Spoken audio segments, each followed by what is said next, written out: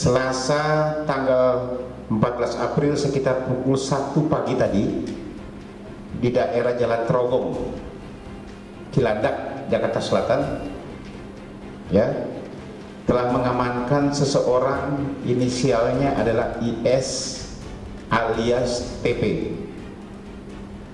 yang beralamat sesuai KTP di Jalan Ampera, Rawamangun, Pasar Minggu, ya, Jakarta Selatan.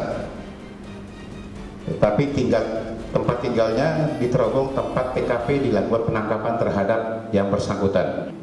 Tim melakukan penyelidikan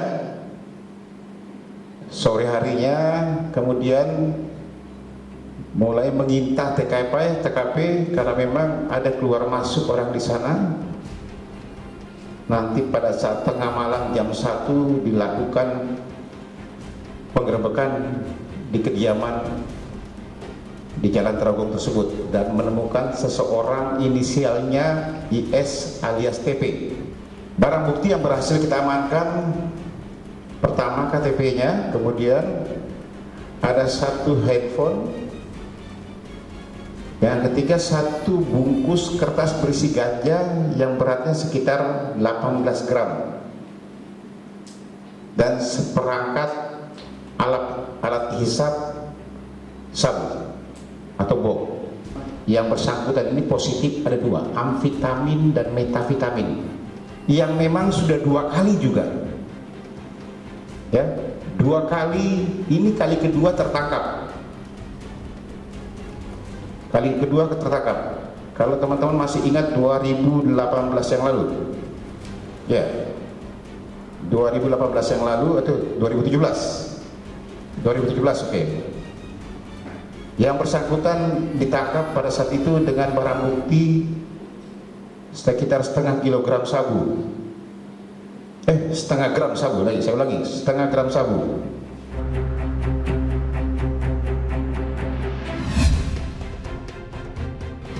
Berulang lagi, dari hasil pemeriksaan, yang bersangkutan ini memakai sejak tahun 2018 sampai dengan saat ini.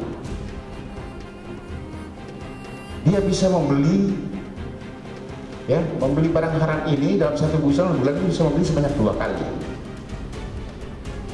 2 kali, yang setiap pembelian itu pasti setengah gram. Sepertinya yang bersangkutan ini sudah ketergantungan karena sudah memakai sejak lama. Dalam sebulan dia bisa beli 2 kali. Ini pengakuan, ya. Terus dia memang mengkonsumsi juga ganja dan juga sabu. Sabu itu dia bisa, awalnya bahwa memang dia bisa pakai seminggu sekali itu sabu itu. Ya prihatin, ya kasihan, ya hibah juga. Satu dia udah, ya kita anggap sepuh lah ya, udah senior. Kok pengalaman 2 kali itu nggak cukup, kok mesti terulang yang ketiga. Ini kan sudah yang ketiga ini, mudah-mudahan kalau yang terakhir ini dia sudah habis akalnya, ya sudah, berhentilah udah, ya, jangan mengulangin lagi, ya. Apa kata orang, jatuh ketimpa tangga yang sama kan gak lucu gitu. Hanya kasihan aja, prihatin. Kalau saya lihat, saya analisa saya, dia ini sudah endingnya, kecanduannya udah klimaks, udah maksimal. Nah, orang kalau udah kecanduan mau berhenti itu kan susah. Nah, tergantung niat kita, moralitas kita, ya, komitmen kita sama siapa. Komitmen itu nggak perlu diucapkan sama keluarga, sama siapa. Ya, komitmen itu sama Tuhan. Tolak, komit aja. Kenapa? Kalau enggak, namanya kecanduan itu kan, orang edik itu kan ketagihan. Dia mau sembuh tapi badannya masih mau aja. Nah, lingkungannya mungkin tidak mendukung dia untuk kembali lagi seperti semula.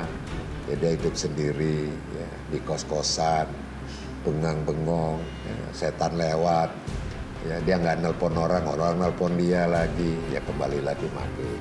Mungkin kalau ini bisa didengar oleh keluarga Mas Tio, nanti tolong disampaikan, sudahlah Mas Tio, ya kan, apapun kenakalan kita ini kan sudah segala macam kenakalan kita lalui, cukup. Kalau boleh, manusia itu jangankan kenal narkoba, kan seringkali saya ini malah saya jadikan slogan, Kalau perlu mimpi aja jangan. Kalau kita mimpi boleh milih, jangan mimpi soal narkoba. Udah biarin aja lah. Biarin dia pakai, namanya juga belum kapok. Ya kan, kalau kapok udah pasti gak make. Ya, dia sekarang diamankan lagi sama polisi. Istilah lebih halusnya kan, daripada ditangkap kan lebih halus diamankan sama polisi. Ya udah biarin aja. Namanya orang belum sadar, belum kapok. Mau diapain lagi? Saya sih sedih, tapi Om Teo-nya yang gak sedih. Gitu. Kalau saya sedih kelihatan tuh, kok sampai 3 kali sih? Aku aja sekali udah kayak begitu, kok sampai 3 kali? Kan kelewatan. Kalau aku sedih, Mas Teo nggak sedih kok. Kenapa nggak sedih? Ya dia masih tetap pakai kok. Sedih di mana dia? Maaf loh Mas Teo kalau dengar omongan saya. Dari pertimbangan tersebut di atas, majelis hakim memutuskan untuk memerintahkan terdakwa menjalani pengobatan dan perawatan melalui rehabilitasi medis dan sosial di rumah sakit di RSKO Cibubur, Jakarta, dan masa terdakwa menjalani pengobatan dan perawatan tersebut diperhitungkan masa menjalani hukuman. Terdakwa Irwan Susetio alias Tio Pakusudeo bin Setiono Harjo tersebut di atas tidak terbukti secara sah dan meyakinkan bersalah melakukan tindak pidana sebagaimana didakwakan dalam dakwaan primer. Membebaskan terdakwa oleh karena itu dari dakwaan primer tersebut. Menyatakan terdakwa Irwan Susetio alias Tio Pakusudeo bin Setiono Harjo tersebut di atas telah terbukti secara sah dan meyakinkan bersalah melakukan tindak pidana penyalahgunaan narkotika golongan 1 bagi dirinya sendiri. Menjatuhkan pidana terhadap terdakwa oleh karena itu dengan pidana penjara selama 9 bulan.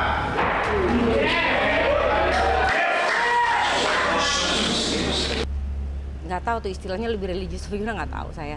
Itu ditanya sendiri sama orangnya lah, kan aku nggak ngelihat apakah dia religius apa nggak, tapi dia kapok, dia tahu dia salah, dia kali ini benar-benar kapok gitu, benar-benar nggak mau gitu. Jadi kita tahu lah gitu kalau orang yang udah berbicara.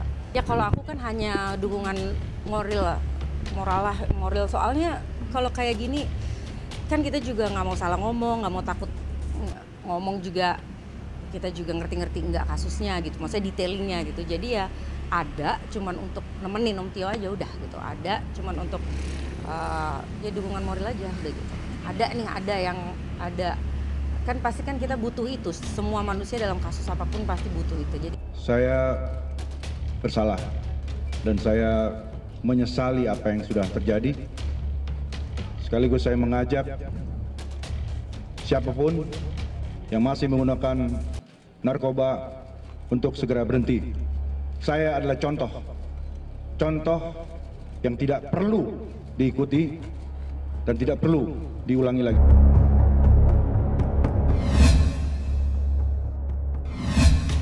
Pasal yang dilanggar yaitu di pasal 114 ayat 1 subsidiar pasal 111 dan juga 127 di Undang-Undang Nomor 35 Tahun 2009. Ancaman hukumannya 5 tahun paling rendah, paling tinggi 20 tahun penjara. Tio itu kan direhabilitasi 10 bulan. Tatkala dia keluar dari RSKO, itu sudah yayasannya kita itu udah mau menampung dia. Yang di Cipanas itu, Bu Sri. Tio-nya nggak mau. Karena Bu Sri ini tahu Tio ini belum sembuh 100%. Tapi karena hukumannya 10 bulan rehab itu sudah selesai, ya dikeluarkan. Ya tidak rehab jalan lagi, ya kambuh lagi. Orang narkoba itu tidak ada sembuh 100%. Tidak akan ya sembuh. 90% itu sudah bagus. Ya kan? Nah itu kan tinggal kembali lagi atau dia nggak komit. Nah kalau dia komit yang saya katakan, sudah katakan tidak, mungkin. Kalau dia tidak komit, dia mungkin beribadahnya kurang, ya, kesenggol kesana kesini. Orang narkoba itu orang pesakitan, ya. Polisi itu penyidiknya ya dengan mata hati nurani lah. Jangan balas dendam karena sudah sekali, 2 kali, 3 kali hukumannya itu balas dendam. Jangan, dudukkan pada porsinya. Kalau memang dia barang buktinya tadi di bawah surat edaran Mahkamah Agung, memang hasil saya asesmen dia itu penyalahguna pecandu, ya kan, memang dia tidak menjual belikan barang itu, tidak kurir, barang yang ada hanya untuk konsumsi dia, ya silakan proses hukum. Tapi manusianya Mas Tio-nya jangan dipenjarakan, dia harus direhabilitasi. Ketangkap selesai hidup ini. Iya, hidupnya cuma hidup-hidupan. Makanya ini sangat-sangat prihatin dan sangat-sangat sedih mendengar ya teman ya juga sesama pekerja seni senior, kebetulan dia juga figur yang saya saya idolakan. Mas Tio tuh luar biasa, pemain yang berkarakter, pemain yang baik ya. Tapi ternyata dia baik di dalam menjalankan perannya, tapi ternyata dia belum baik di dalam mengatasi kehidupannya. Buktinya masih harus jatuh lagi. Saya pernah alami itu. Yang memang kapasitas ketangkapnya itu dia sesuai proporsionalnya harus ditempatkan sebagai penyalahguna, ya direhab. Tapi itu statusnya tetap status terhukum, gitu loh. Dan tidak ada jalan lain yang namanya pengguna atau penyalahguna atau pemakai itu kecuali rehab. Kalau yang namanya pengguna, pemakai, penyalahguna itu di penjara, itu tidak menyelesaikan persoalan. Mas Tio, ini yang terakhir, mudah-mudahan Mas Tio tabah, panjang umur, rezeki masih banyak, dan rezekinya itu jangan buat nyabu lagi. Ya, itu untuk semua.